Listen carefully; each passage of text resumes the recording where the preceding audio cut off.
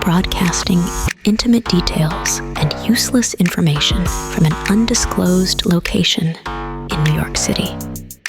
The Last Show with David Cooper.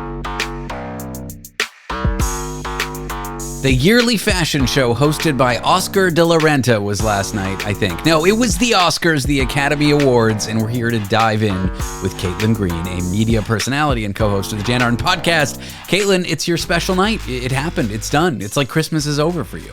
This is Boxing Day, I suppose. This is my Super Bowl. I think for anyone who's obsessed with pop culture and just loves movies, I love everything to do with movies, this is a really, really big night. I know it's long. I know for many people it's boring, but you will you will pry it out of my cold, dead hands. At 9 p.m. last night, someone I know well, who I was going to be talking about the Oscars with, sent me a text saying, "Are you watching it right now?" Which made me get my act together and tune in for the last hour and a half. That person was you. Yep. So I saw kind of the big categories.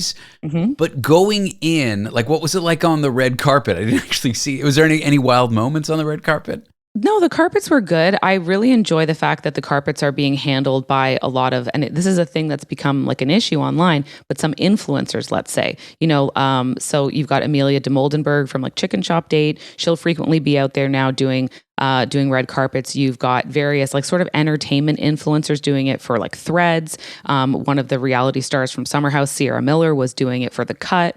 And so I think that they've really mixed it up. There's entertainment reporters, yes, that are doing a lot of the broadcast legacy media stuff, but I think the carpets have become more interesting as they've sort of branched out in terms of who they're inviting to do the interviews. And I think, again, I'm a huge fan, as we've discussed on this show extensively, of Heated Rivalry. I think Hudson Williams is such a treat to see anywhere he goes because he does not have media training at all. He just goes there and says whatever he wants. And he did a really good interview with Amelia de Moldenberg of Chicken Shop Date. Great YouTube series if you haven't checked it out. And the two of them got on like a house on fire. I think that was like my carpet highlight for sure. Cool. All right. So going in, the first, 5-10 awards are like, best original foreign. They don't get to the big stuff like best picture, best director towards the very end. Sinners cleaned up a little bit. Mm-hmm. I think it was like pointed areas. It was like, best actor, so best original song. It didn't win like best picture, best director though. No, but it did win. So I think that Ryan Coogler won for original screenplay, which is like, kind of a big deal. So that's why he had his moment to get on stage, which I was really happy to see for him. It did win 6 awards. So it was kind of like, one of the big winners of the night.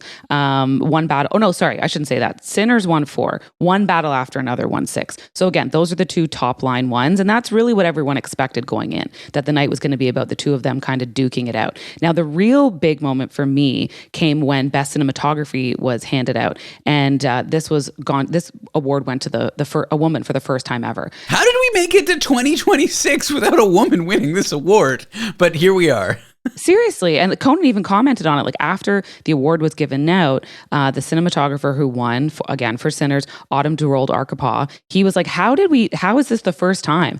And it's because I think the camera and sort of like the tech side of movie production has been predominantly male for so long. I mean, there really aren't even that many female directors. You've just started seeing them become bigger and bigger in years past, and I felt really impressed to see her take the stage because even I think most people loved Sinners. It's incredibly well received, but it's visually very stunning. And she had all the women in the audience stand up during her acceptance speech. So that was a very cool moment. And I'm happy to see Sinners won for that. I thought Sinners was very good in like pointed ways, like the script, like the filming, like Michael B. Jordan's acting. But on the whole, I just thought it was like a fun, good movie. To me, it wasn't great. Many people disagree with me. I thought it was a good film. One Battle After Another, I think probably should have won. I didn't love it like you did, but I see it, and there's something about the dude meets like heist that Leonardo DiCaprio was like wearing a robe while doing like, I don't know, heist stuff. To me, was so funny. Yeah, like a bathrobe. People dressed up as him for Halloween. You know that. Oh, it's him and Sensei. I saw costumes for both, and I thought that they were perfect. And I think that's what, Paul Thomas Anderson nominated 13 times. He's the director of so many of my favorite films and the director for One Battle After Another. So seeing him finally kind of get his accolades, especially for this movie, made sense. Behind the scenes, this was a really expensive movie to make. It's a gamble for a lot of studios, which just aren't spending money like this on original ideas anymore. So it was a very good sign for the movie industry that the 2 big winners last last night were kind of these expensive roll of the dice that studios did on Sinners and on One Battle After Another. It bodes well for the future of film for now, for the next 15 minutes. We should say that for now. I'm just happy that it wasn't like a sequel. So it was great. Sean Penn won for Best Supporting in One Battle After Another, and he did not attend the awards last night. Kieran Culkin went to give him the award and then said he's not here, I guess, either because he can't be or he doesn't want to. And I posted about it, and I had a few people DM me saying that he's actually in Ukraine with Zelensky. Oh, wow. So that's why he couldn't be there. So, it's kind of, I guess that's a good reason. Yeah, I guess too. Speaking of like not attending, now I'm not saying Sean Penn did this, but for like political reasons, or you didn't get any outrageous moments, like a viral moment of a celebrity going completely off the rails and saying something wild and making the front page and kind of dominating the whole ceremony. Is this because nobody gave Timothée Chalamet a microphone?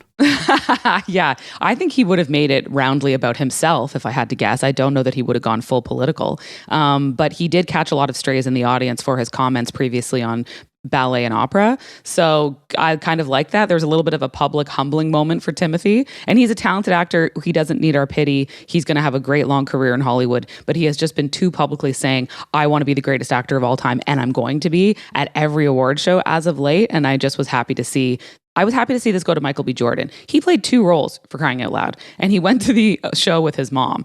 That was another theme of last night. Moms was a major theme last night. He shouts out his mom. Jessie Buckley won for Best Actress for her role in Hamnet, like the saddest mom role you could ever play about losing a child. And so her acceptance speech was probably the top acceptance speech for me. She, again, shouts out mothers in general. She talks about the experience of being the mom to an 8-month-old child. So I think that was really powerful. She's so emotional. I love her. And she was great. She's got the like Irish gift of the gab that's so uniquely Irish that just oozes out of her. And I love to see people like that. I mean, she was great. She was fantastic. She was kind of funny and kind of oscillating between silly and deeply serious. It was a great acceptance speech. For K-pop Demon Hunters, they like cut them off. Did you notice that? Yes. And I mean, it was really awkward, but I also want people who are going to be on stage to understand the fact that you have a limited run of time on stage and you will get played off. Like they were standing on stage having the lights turned off on them because they'd already given one person enough time to say thank you. She's the spokesperson. You all don't get a turn. Yeah. Like I don't know how many times we have to see this happen on stage before people will understand. Pick a spokesperson and move on. Yeah, and they look so shocked when they pass the microphone and it's like, no, you get one person to accept your thing. Yeah. And like also too, they've chosen obviously her to be the person who accepts all the awards during the award season. But so I've seen her accept this award for K-pop Demon Hunters several times by now. Maybe she could have given the microphone to somebody else if they wanted to do that, but you're not going to get 2 people at the Oscars. Like they're tight on time. This episode is brought to you by Athletic Brewing Company. No matter how you do game day, on the couch, in the crowd, or manning the snack table, Athletic Brewing fits right in. With a full lineup of non-alcoholic beer styles, you can enjoy bold flavors all game long. No hangovers, no buzz, no subbing out for water in the second half. Stock the fridge for tip-off with a variety of non-alcoholic craft styles available at your local grocery store or online at athleticbrewing.com. Near beer, fit for all times. We are here discussing the Oscars, the Academy Awards, with media personality and co-host on the Jan Arden podcast, Caitlin Green. We were all shocked to see Rob Reiner pass some time ago. It happened after he attended a party at Conan O'Brien, the host's house. Yes. Just wild. I know Conan wasn't on stage during this moment to remember Rob Reiner. You were mentioning at the commercial to me that Conan said that he found it all too overwhelming or something? Yeah, so the too long didn't read for anyone who needs a synopsis is that there was a holiday party at Conan O'Brien's house, which I believe happens every year. Conan was close enough with Rob and Michelle Reiner that they're usually in attendance. They attended with their son, who was later accused of murdering them both, and an argument between the 3 of them broke out at Conan's house, and many believe was, in some way related to what happened after. So very, very challenging, I would imagine, for Conan to be hosting during Rob Reiner's In Memoriam segment. I thought Billy Crystal, one of his close friends and obviously like a collaborator in his films, did a fantastic job. He kind of like held the opening to it. And Conan had done previous interviews kind of as he was like doing, like in the lead up to him hosting the Oscars, he was promoting that gig. And he was doing a long form conversation with someone from the New Yorker, and he talked about how he was in shock following the Reiners deaths for weeks, that he couldn't even believe it was real. And you can hear he's like he's such a professional guy, but I would imagine it would have been pretty hard for him to kind of like navigate that moment for the In Memoriam this year. And the moment itself, walk me through it. I did tune in just afterward. Yeah, so Billy Crystal came out and he kind of talks like at length about Rob Reiner's fantastic career, about his collaborative work with his wife Michelle, just what wonderful people they are, and then a lot of the closest friends of the Reiners and, you know, people who've been in their films and worked with them for years, they come out on stage and they all kind of hold hands and there's a standing ovation moment in the audience. So this was the biggest, lengthiest dedication that happened during In Memoriam, but there were special moments set aside for the Reiners, for Diane Keaton, and for Robert Redford. So those three passings were so huge this year in Hollywood. And Catherine O'Hara. I should say that Catherine O'Hara and Diane Keaton's were kind of were kind of both presented by Rachel McAdams. And there was a nice little Canadian shout out by Rachel, of course, because she's from Canada. So is Catherine O'Hara. So I think those were kind of like the highlights, but they did a great job on the Reiners, I felt. I thought that was really special. Yeah, it's such a horrific, sad thing. It's awful. It's awful. All right, back to the awards. Back to the awards. Casting. Oh, A new award that you've been advocating for. Finally, the Academy listened to you individually and only you, Caitlin. This completely brand new award. And I think it makes sense, right? Casting a film is like such an important keystone of the whole thing. I'm like, this is an art form, everyone. If you cast something well, you should be recognized for it. So this was the inaugural award for Best Achievement in Casting, and one battle after another got it. And that was the best ensemble cast I've just about ever seen. You've got Tiana Taylor, you've got Regina King, you kind of have you have breakout stars as well. And you have like sort of the stalwarts of cinema like Sean Penn and Leonardo DiCaprio all rolled into one project. And I just think they did such a great job. So yeah, Cassandra Koulakundis, I hope I got her name right. She won. And I'm like, yes, I've been championing this for a long time. And I think it should just draw some attention to the fact that for regular like audiences that this is a big deal. If you get casting wrong, the whole movie stinks. I liked Begonia, which was that weird Emma Stone movie where she's like, and did you watch it? I forget. Yes. And I liked it. I just was like, I think it was good. I think that if you couldn't nominate up to 10 films for Best Picture, I don't think it would have made the cut. No. I fully recognize that it was mid. I just really liked it. I talked about this last time you were here. I just like sci-fi and I love Emma Stone. Yeah. And I like that she's taking on weirder projects. I mean, she could be like taking on the most basic, like rom-com, whatever, and she'd do a great job with it. But instead, she's leaning into the weird. I was hoping the film would at least get one award, because it was interesting, was it not? I mean, if anything else. Yeah, it just wasn't the year for it. Like the competition was really, really thick this year. You had fantastic films that a lot of people saw and loved, and they were celebrated as such. So it just sort of wasn't the Yorgos Lanthimos' year. He's had many years with The Favorite and what's the other one where Emma Stone's naked in the whole film? You know this one. Oh, Poor Things or whatever. No, Poor Things. Yeah. That's what she won for. And so, so I think this just wasn't going to be his year for this. Jesse Plemons was really good in it, but I think Emma Stone did have one of the big red carpet moments and looks of the night. I think people felt that her hair, her dress, her makeup, people thought that she looked very beautiful. So she might have just sort of like won the red carpet award. Does that count for you? It is. I mean, but that should be easy for her. Were there any other moments that you wanted to cover before we move on to a popcorn conspiracy? Okay, well, the popcorn, I can lead us into the popcorn conspiracy directly because there are a few gripes I had. I've gone through a lot of my roses from the night, but a few of my thorns. The production value. I think the production of the show needed a lot of work. The sound was disjointed. You could hear room tone, like lots of like weird things were happening. Yeah, reverb or echo in the mic, and I was like, they can't pay a professional audio engineer to get rid of that? Come on. And you could see it was distracting even to Conan. Like there was a delay on a lot of things. And the writing was like, they relied on all these presenter bits that needed a lot of back and forth, which timing wise is very hard to nail for a live show. And it makes things feel disjointed and stalled. So I didn't enjoy the actual like production of the show. So my nerdy production brain was like, yes, okay, let's go YouTube, make this better one day. And then the other thing I didn't love Barbra Streisand. I'm going to catch a lot of flack for this because she's an icon. She's my one true love, Babs.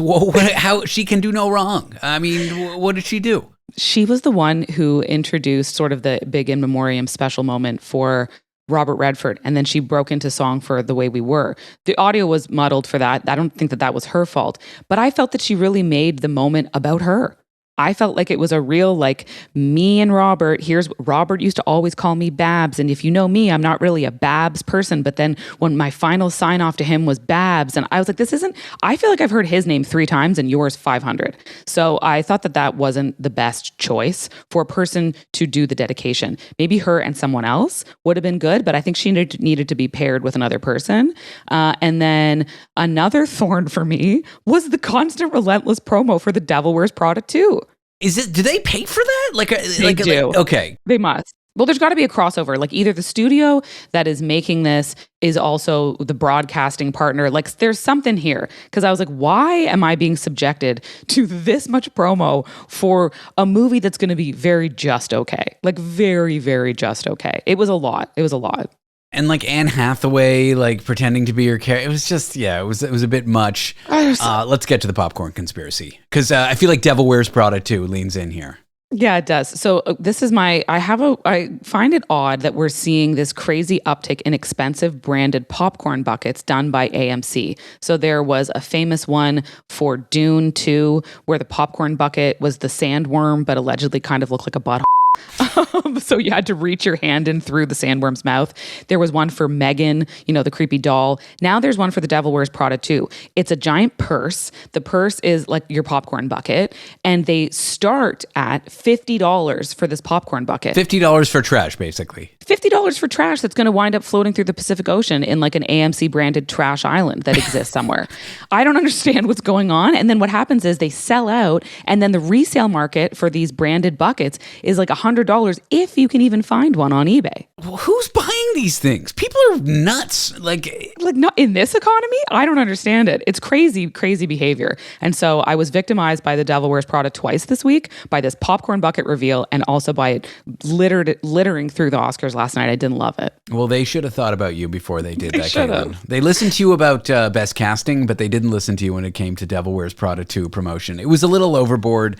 Yeah, these events being like sponsored and branded, it's just getting like, it's too much. Yeah, it's tacky, and it's supposed to be this like prestigious night, and I know that it's not all going to be prestige, but I just think watching Meryl Streep kind of like sundowning as Miranda again from Runway magazine in the year 2026 just feels a little bit odd. And like every camera cutaway, it's like a picture of like a Rolex and stuff. It's just too much. Oh, the Rolex ads. Yes. Okay. Anyways, I could go on about this forever. I didn't like them either. But we won't, because the music's going to play us off if we do. Right. Caitlin Green, media personality. Check her out on the Jan Arden podcast. Caitlin, it is always a joy having you on the show. Thanks for talking about the Oscars with me. Thanks so much, David.